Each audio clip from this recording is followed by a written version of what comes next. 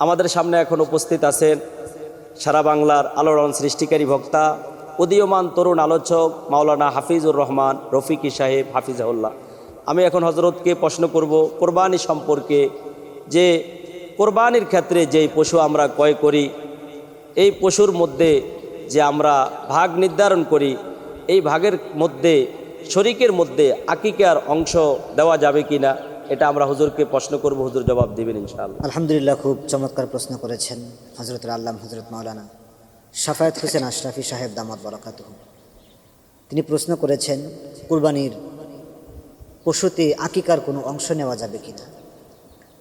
তা আসলেও আমরা যখন কুরবানি করি, একটি কুরবানির প্রাণী গরু মহিষ উট যদি হয়, তার মধ্যে আমরা 7টা শরীক নিতে পারি, 7 শরীকে কুরবানি করা যায়। সেক্ষেত্রে যদি কেউ চায় এর মধ্যে কুরবানির সেই 7 শরীকের মধ্যে যে কোনো একটি শরীক কেউ আকিকায়ের জন্য নেবে, তাহলে তার জন্য কুরবানির পশুতে আকিকা জায়েজ হবে। এমনকি যদি একটি নাম বাদে, অনেকেই প্রশ্ন করে হুজুর বুঝলাম একজন আকিকার জন্য নাম দিতে পারবে, কিন্তু কয়জন, সীমা কয়জন, এর কয়জন নিতে পারবে সর্বোচ্চ? তো মূলত 7 শরীকে কুরবানি দেওয়া যায়।